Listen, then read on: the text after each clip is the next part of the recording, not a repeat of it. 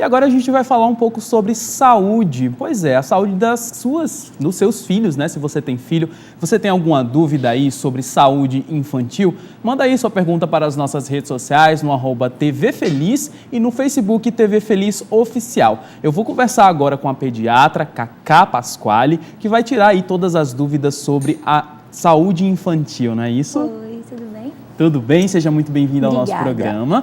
Bom, para a gente começar essa entrevista, eu gostaria de saber, é importante acompanhar a saúde da criança antes mesmo dela nascer, não é? Hoje a gente tem a consulta, né, já para a mãe, né, a consulta do pediatra para a gestante. Então, assim, Sim. ela vai ao pediatra antes mesmo do bebê nascer, né? Quando ela sabe que está grávida e ela começa a fazer o pré-natal, e aí ela pode já marcar uma consulta com o pediatra já para receber orientações sobre a saúde do bebê, a amamentação, os primeiros cuidados. Que bacana. Cacá, e me fala, é importante esse acompanhamento do pediatra desde o início, né? E com que frequência os pais devem levar a criança ao pediatra? Então, quando o bebezinho nasce, a gente recomenda que a primeira consulta seja feita nos primeiros 15 dias de vida. E aí, a mamãe vai levar o bebê, né, nesses primeiros 15 dias ao pediatra. E após isso, as consultas elas vão ficar mensais até o primeiro ano de vida. Então, todos os meses, até o bebezinho completar 1 ano. Quando ele completa 1 ano, de 1 a 3 anos, as consultas elas passam a ser trimestrais. E aí depois, dos 3 aos 6 anos, elas passam a ser semestrais. E após os 7 anos, as consultas podem ser anuais. Então, realmente existe... A menos que não tenha nenhuma intercorrência com a criança nesse período, então ela pode levar anualmente ao pediatra. Então, realmente existe essa diferença, né? A gente também deve, né, ir ao médico. A gente até já teve uma entrevista aqui com uma clínico geral, né, falando da importância da gente realmente ter um acompanhamento médico. Então, com a criança quer dizer que realmente tem uma periodicidade ideal para elas, não é? Isso, porque assim, quanto mais novinho, mais cuidados ele vai precisar. E à medida que ele vai crescendo, a gente fica mais tranquila em relação ao desenvolvimento, se ele está desenvolvendo bem. Então a gente vai dando um espacinho maior para as consultas. Porque o desenvolvimento, logicamente, ele continua, né? E como é que a mãe deve acompanhar realmente o desenvolvimento do crescimento da criança? Então, existe o desenvolvimento neurológico, né? Que é o desenvolvimento em relação às atividades, a fala, né? O que ele está fazendo, as brincadeiras que ele começa a desenvolver, a comunicação com o pai, com a mãe, com as pessoas, né? E existe o desenvolvimento em termos de crescimento e peso, né? Então, são esses 2 tipos de desenvolvimento que termina se unindo nas consultas pediátricas. E aí, em relação a esse desenvolvimento neurológico, no primeiro ano de vida, a gente tem que focar bem nele. Porque é aí que a gente vai descobrir se a criança tem algum atraso do desenvolvimento neuropsicomotor, né? Entendi. E existem testes específicos, Existem né? testes específicos. Isso, Quais são os mais comuns durante nesse período que a criança acaba de nascer? Quando eu falo esses testes do desenvolvimento, a gente tem uma tabela, né?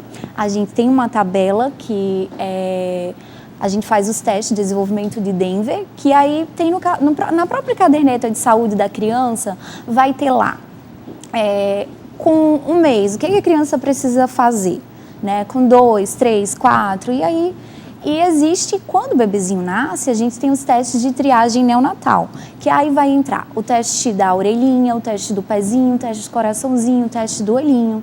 Então, esses testes, eles precisam ser feitos nos primeiros dias de vida do bebê. Porque aí, através desses testes, a gente vai poder identificar alguns problemas iniciais, né? Por exemplo, o teste do pezinho vai... Explica, eu até te pedir para explicar o que é exatamente o teste do pezinho, do coraçãozinho. Tá. Assim, o teste do pezinho, né, que é o teste mais conhecido, ele vai identificar algumas doenças, né? Nesse período, algumas doenças que, se diagnosticadas precocemente, ainda no período neonatal, elas podem ter, como ele é um teste de triagem, então ele vai triar. E aí o bebê vai fazer testes mais avançados para confirmar essas doenças e poder iniciar um tratamento mais precoce para elas. E aí entram várias doenças, né? Fenilcetonúria, hipotireoidismo congênito, fibrose cística, dentre outras.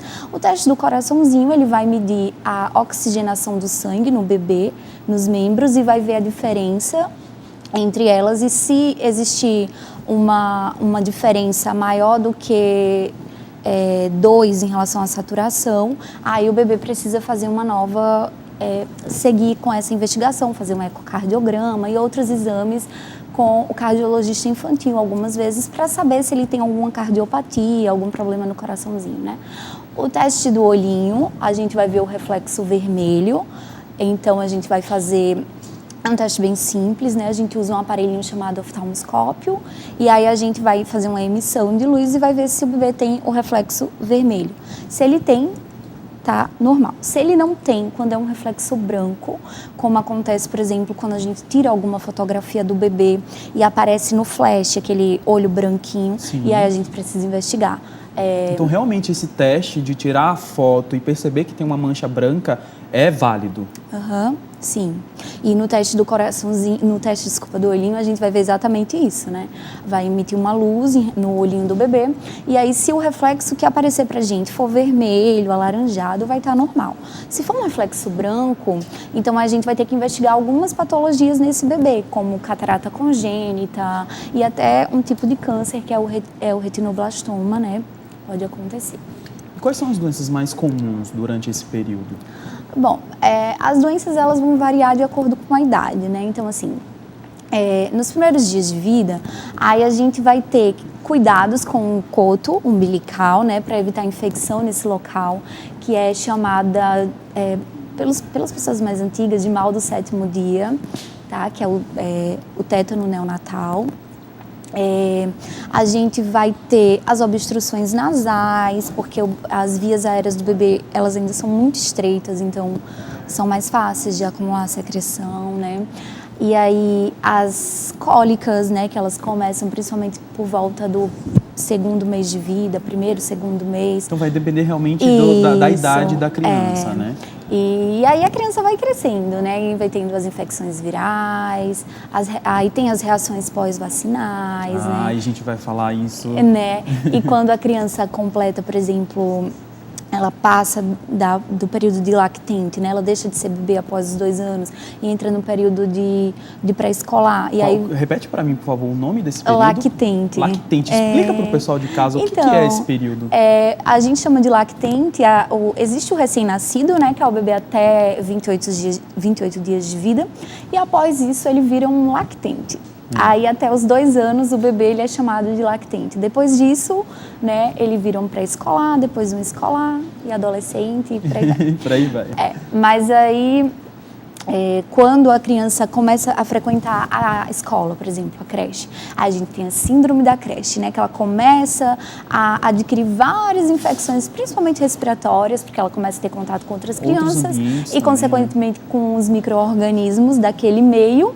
E aí ela ainda não conhece bem aqueles micro-organismos, então ela vai e começa a desenvolver, né, várias viroses, vamos assim dizer, e termina tendo várias infecções ao longo do ano, mas aí depois ela vai ganhando mais defesa e vai moldando esse sistema imunológico. Né? Não tem com o que se preocupar.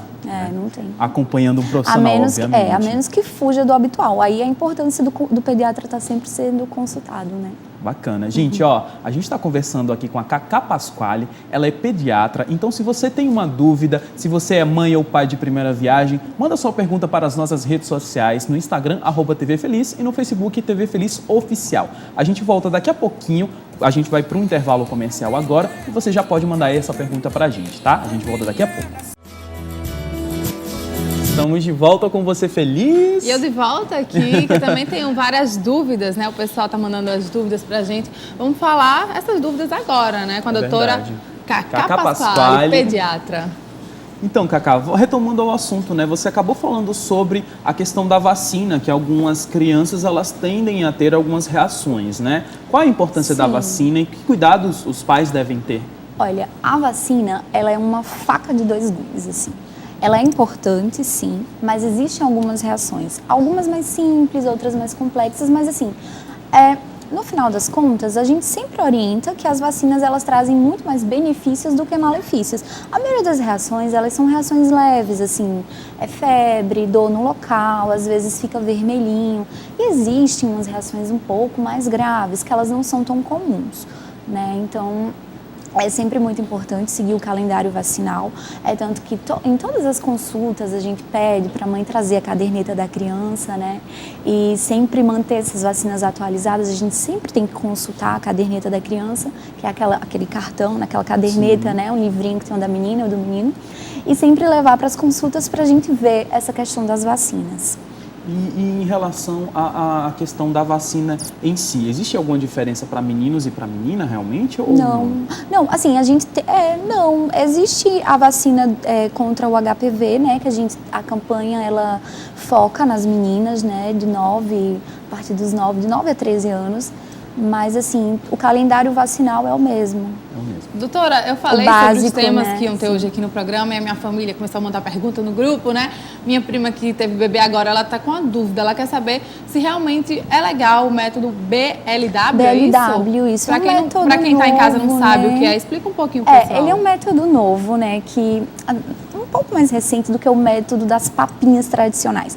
Porque, assim, quando a gente começa... O bebê ele precisa ser amamentado exclusivamente até o 6º mês de vida. Isso é o ideal, né? Então, assim, após isso, aí a gente começa a alimentação complementar, que vai ser... O bebê continua mamando, só que com bem menos frequência, e começa a introdução alimentar.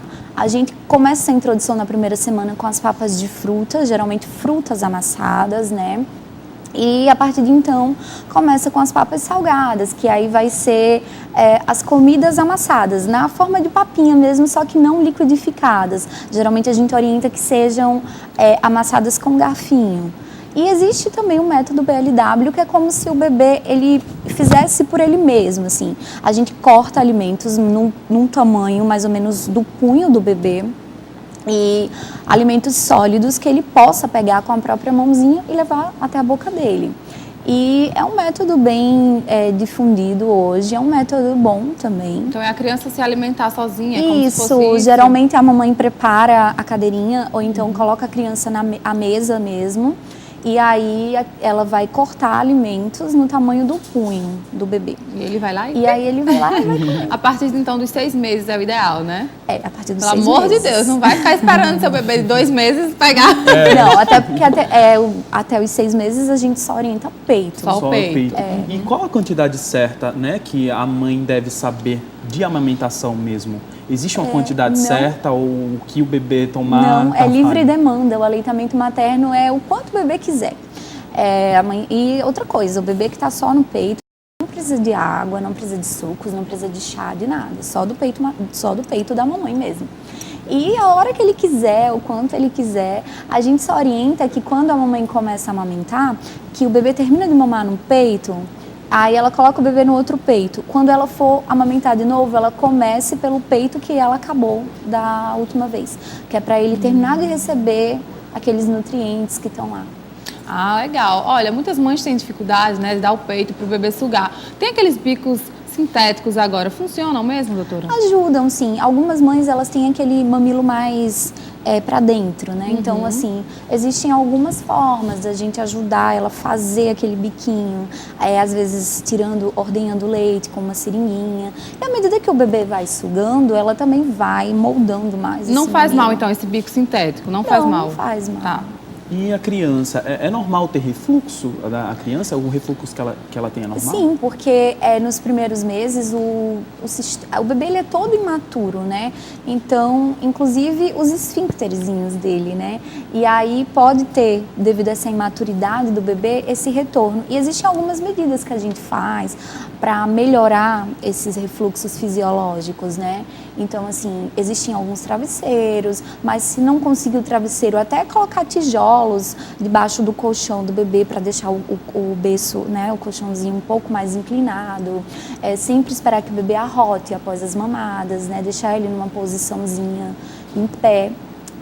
No colo da mãe, evitar segurar muito o bebê por baixo. Tem que bater mesmo ou é coisa antiga? Ficar batendo na bundinha, nas costas? Assim, o ideal é deixar ele em pé, né? Porque aí quando ele fica em pezinho no colo, ele vai, no tempo dele, dá o arroto e aí sim a mãe pode colocar ele para deitar. E ainda sobre amamentação, o bebê ele deve tomar realmente a quantidade que ele quer, é isso que você falou. Sim. Em relação à criança que não é amamentada, ela tem uma tendência a ter uma saúde mais frágil? Sim, porque no leite materno ele é riquíssimo em nutrientes e também em anticorpos, né?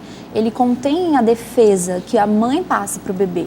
Porque o sistema imunológico do bebê, ele só vai estar formado mesmo depois de 6 meses. Então, até então, o bebê ele ainda é muito... As defesas dele ainda são muito pequenas. E aí, quando o bebê ele é amamentado, principalmente se ele for amamentado exclusivamente, né? Se ele não receber nenhum outro alimento, ele vai receber vários anticorpos da mãe. Então, isso ajuda muito, né, no desenvolvimento dele, evitar doenças e tudo. Doutora, e essa coisa de agasalhar muito o bebê, realmente dá febre? Isso é real? Isso é verdade? Não é que dá febre, mas se o bebê ele precisa de uma temperatura ideal. Assim, nos primeiros dias a gente agasalha mais, porque ele perde mais calor, né? Uhum. À medida que ele vai crescendo, ele vai criando mais gordurinha, vai se protegendo mais do frio. Então a gente sempre deixar a temperatura confortável para ele. Em torno de 26 graus, mais ou menos, o ambiente. E aí adaptar as roupinhas do bebê ao ambiente. Se está mais quente, deixar ele mais solto, né? Com roupas mais livres. Se está mais frio, agasalhar um pouquinho mais. Agora, se agasalhar muito, ele pode ter uma hipertermia, sim. Assim como se estiver pouco agasalhado, pode ter uma hipotermia, né? Baixar muito a temperatura. Bacana. Equilibra, né? Tem que equilibrar. Tem que ter esse cuidado, né? Uhum. E quais são as doenças mais comuns, né? Realmente faz parte até do processo imunológico a criança ter algum tipo de doença realmente, né? Para depois se tornar... Existe um número razoável, assim, dessas doenças comuns no ano, resfriado, por exemplo, ou não? Alguns bebês, eles vão adoecer mais do que outros, né? Existem crianças, por exemplo, que quando elas começam mesmo na creche, que aí entra na síndrome da creche, elas chegam a ter um resfriado por mês. E a mãe fica louca, né? Porque assim, fica bom, piora. Pega um, pega outro, melhora, pega outro, assim. Mas o bebê mesmo, se ele é um bebezinho bem cuidado e ele tá ali, né? Até os 6 meses a gente exige maior cuidado, exige que o bebê evite lugares públicos, como shoppings, supermercados, bancos, porque são lugares que contêm muitas pessoas e, consequentemente, mais micro-organismos. Então, nessa idade é mais crítica. E aí as principais doenças vão ser... os resfriados, né? E aí os resfriados simples, eles podem complicar para otites, né? Que é a inflamação lá dentro do ouvidinho, infecção, sinusites, né? E aí a gente começa a fase das cólicas, né? Depois do primeiro, segundo mês, vai intensificando um pouco mais. A alimentação da mãe influencia na cólica dos filhos? Existem alguns alimentos que, como eles às vezes não...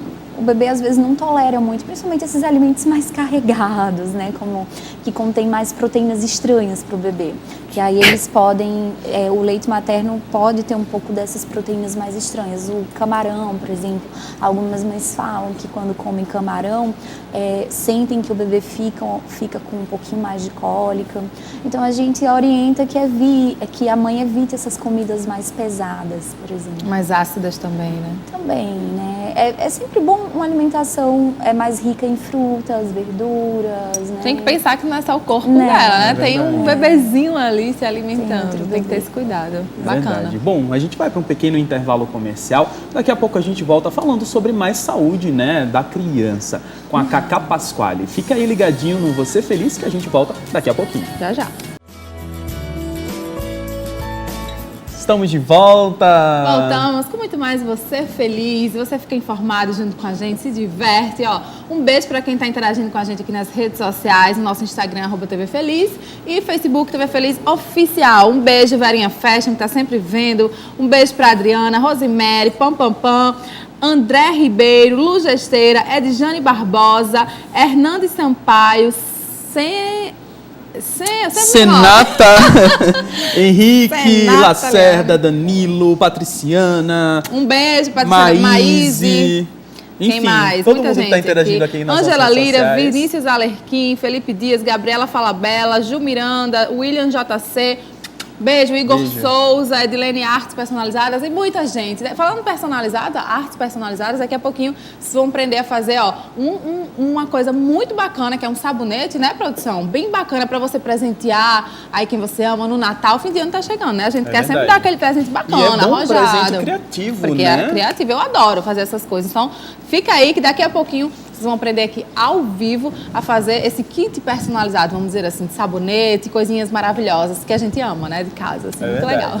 Bom, agora a gente vai continuar a nossa entrevista com a Cacá Pasquale. Ela é pediatra e está tirando várias dúvidas aí sobre saúde infantil. Cacá, vamos falar um pouquinho sobre o sono do bebê, né? Qual a importância do sono? O sono é muito importante, né? Mas existe a hora exata para o bebê dormir?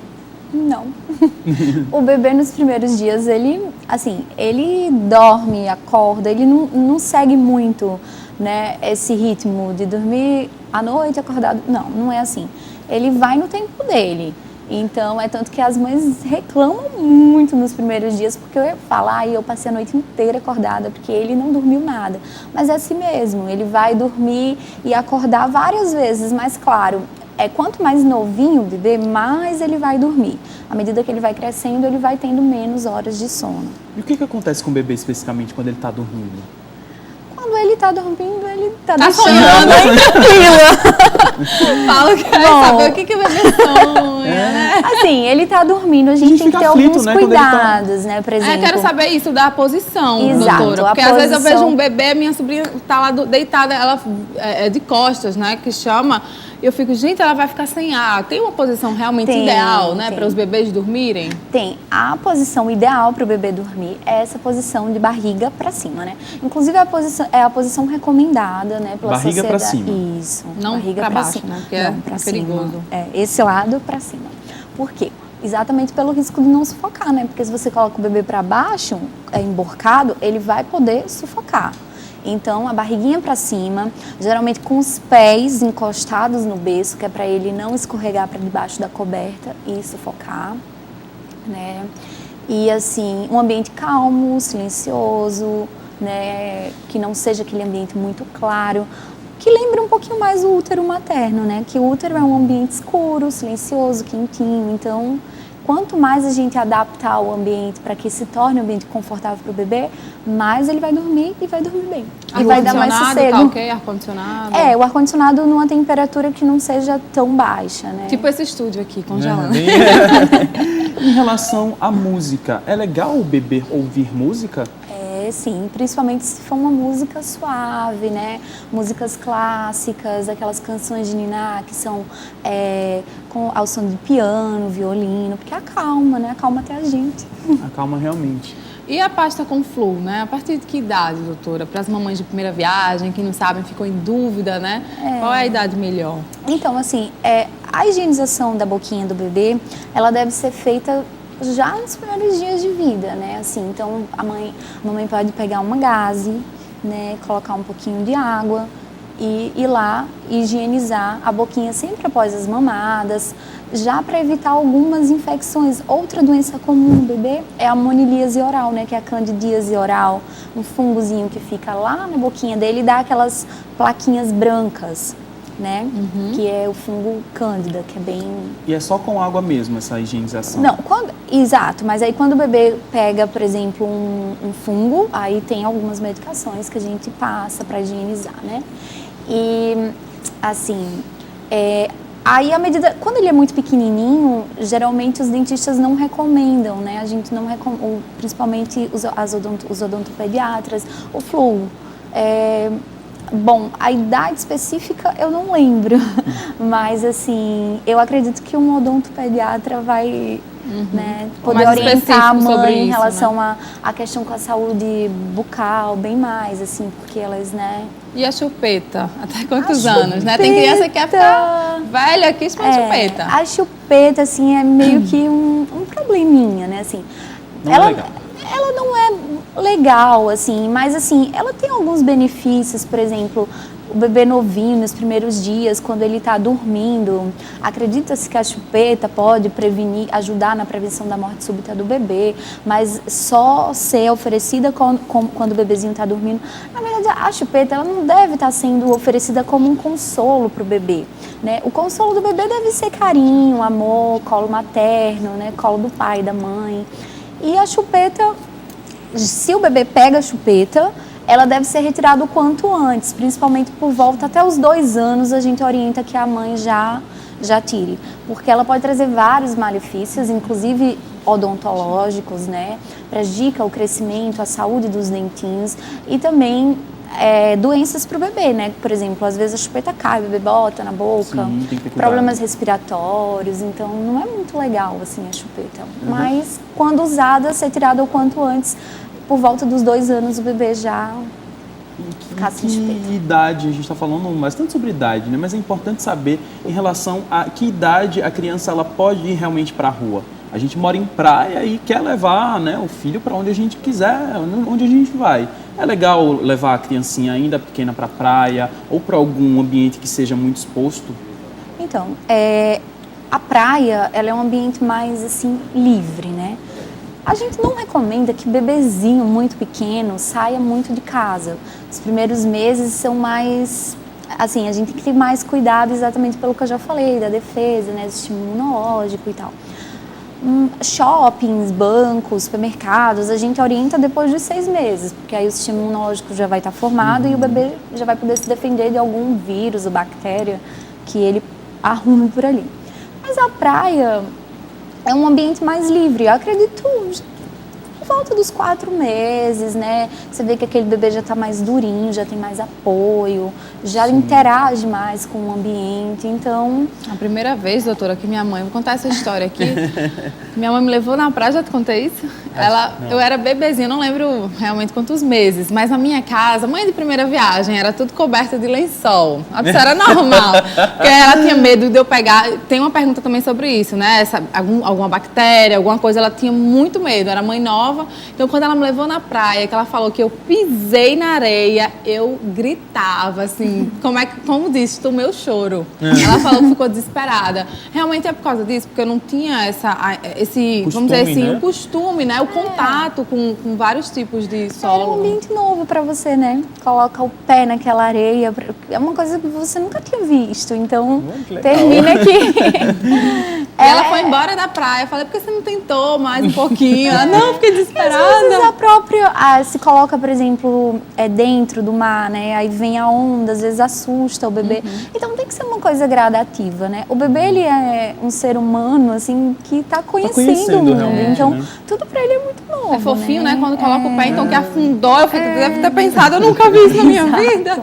E tem realmente isso, esse cuidado, ou é bobagem, assim, as mães não precisam ser tão excessivas na hora, né, de deixar o filho, até como você falou, brincar na rua. Não, após o 6º mês, né, eu sempre friso após o 6º mês, porque quando o sistema imunológico já está formadinho. A criança precisa mesmo da vitamina S, né, que é a sujeira, vamos dizer. Vitamina S. Então, após o 6º mês, a mãe não tem que ter mais tanta nóia, assim, tem que colocar mesmo o bebezinho no chão para brincar, entrar em contato, até para ele ir descobrindo, né? Sim. Levar para parques. A natureza, ela é muito importante para o desenvolvimento da criança. Então, hoje as crianças são muito focadas em jogos eletrônicos, né? Brinquedos que tecnologia mesmo. E a natureza ela é muito importante para o desenvolvimento tanto físico, emocional, porque a criança vai descobrir um mundo assim lindo, né?